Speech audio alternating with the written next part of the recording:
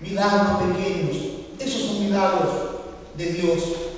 Dios sigue haciéndose presente aun cuando existan dificultades en el seno de la iglesia. Como en toda familia, a veces hay diferencias entre los hermanos, entre el padre y el hijo. En la iglesia también a veces ocurren estas situaciones. Pero por sobre las cosas que esta iglesia, especialmente en los 85 años, ha pasado momentos difíciles, Dios ha sido con la iglesia y se mantiene en pie.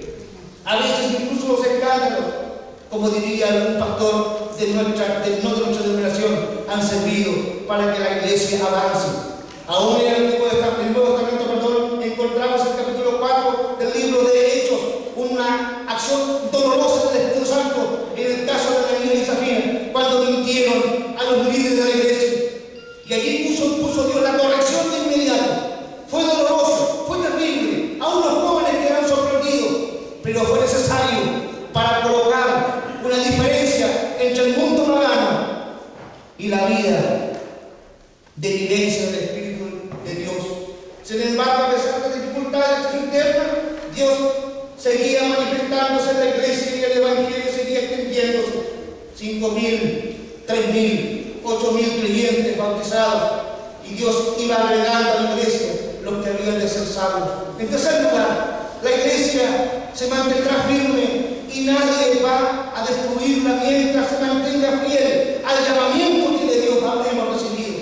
La iglesia es llamada a vivir y testificar al Señor de la iglesia y a Jesucristo. La predicación de la iglesia bautista es siempre cristocéntrica. Cristo es el Señor. Y será la bandera de lucha y será la bandera hasta la muerte. Cristo es el Señor.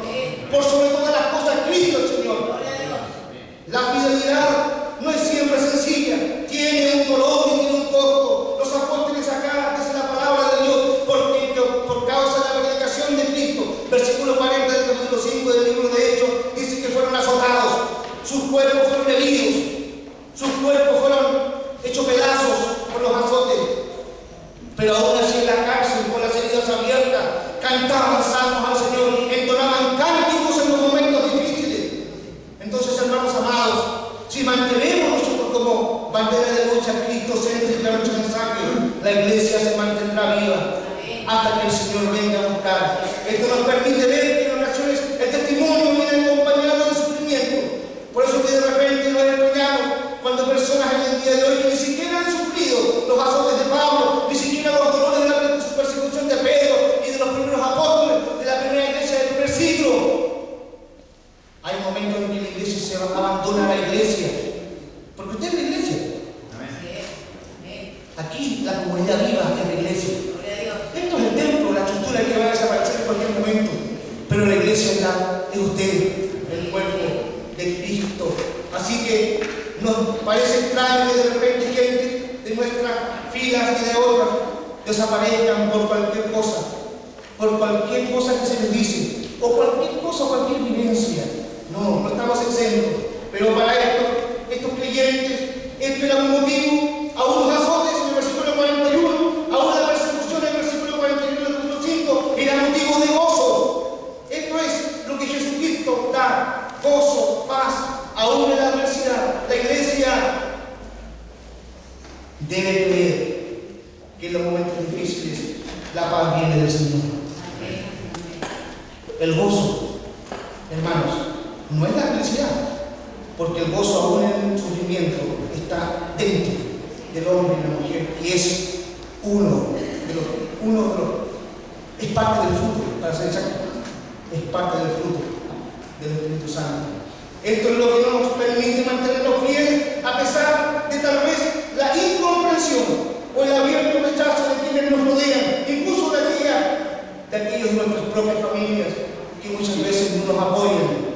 Pero quiero decirles que aún así nos hemos mantenido firmes hasta el día de hoy por causa del compromiso que hicimos con nuestro Señor, el Señor de la obra, la base de la iglesia, la cabeza de la iglesia, la cabeza de todo lo creado, y el que viene a buscarnos en cualquier instante. Termino. Aunque la iglesia de Jesucristo se vea que va en medio por situaciones adversas, no significa que las personas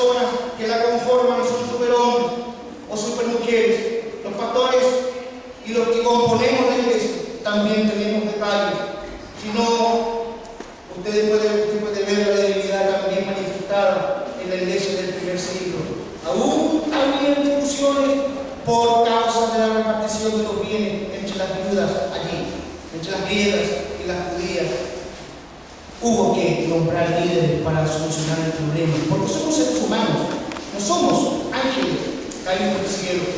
Pero hermanos, la permanencia de la iglesia no depende del brazo ni de la fuerza humana, no depende de la buena estructura, no depende de la jerarquía, no depende de un dogma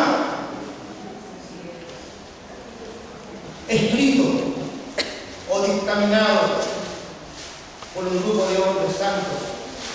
Su permanencia y su eternidad de vida, porque trasciende el humano, depende del eterno, nuestro Dios Todopoderoso.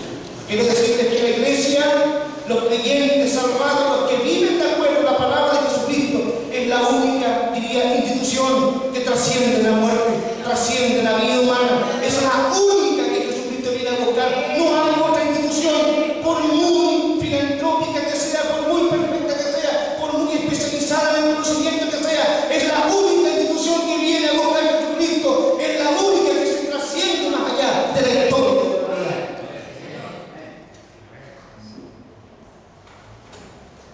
La iglesia se manifiesta a través de la fragilidad humana.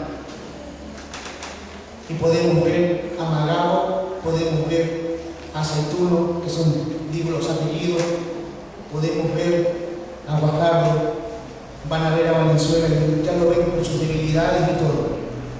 Frigidor, aún con sus enfermedades, hermanos, pero Jesucristo sigue siendo el Señor. Amén. Cristo se da a conocer hoy viviendo y hablando a través de cada uno de nosotros, de cada mujer. Alabado sea el Señor por las mujeres aquí en esta iglesia, por los jóvenes en esta iglesia, por los niños y por los que han querido y los que van a venir a las plantas de Cristo. Debemos pensar que somos realmente instrumentos en las manos de Dios en este lugar. Dios nos ha puesto en este tiempo con un propósito. Yo estoy aquí con un propósito, pero no es mi propósito, es el propósito de Dios que va colocando en el corazón de cada líder, de cada pastor, de cada mujer que dirige un grupo y que se ha sometido bajo la autoridad de este Rey de Reyes y Señor de Señores, nuestro amado Jesucristo, Señor y Salvador. Así que, hermanos amados, me quedo con lo que la palabra de Dios dice en la carta a los hermanos. Hermanos, ningún trabajo en la obra del Señor es en vano. Amén. Y todo lo que estamos viviendo en el día de hoy, yo me gozo que yo estoy recién llegado. Usted sabe que yo llevo un año, un poco más nada más, así que soy un nuevecito en esta cosa. Ustedes me están enseñando, espero que sean las buenas costumbres, ¿no? Me están enseñando, yo estoy aprendiendo de las historias que ustedes me están transmitiendo, yo estoy encantado con esto y me gozo del Señor de saber que esta iglesia, no me gusta la palabra madre, pero sí el origen de muchas iglesias aquí en el valle, aún la de Constitución, y que un pastor fue allá al mar, fue con sacrificio, fue hasta que se logró algo definitivo. Hay personas que deben reconocer el trabajo de aquellos que Dios da con nosotros, porque el trabajo, gracias a Dios, no ha sido en vano. Unámonos, por favor, en el nombre de Jesús. Iglesia, unámonos en el valle, con un solo propósito, bajo la dirección del Espíritu de Dios, que nos ha llamado a la unidad del trabajo, porque entonces este valle va a ser conquistado para la gloria y alabanza del nombre de Jesucristo.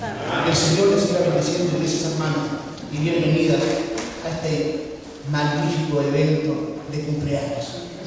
Dios les bendiga.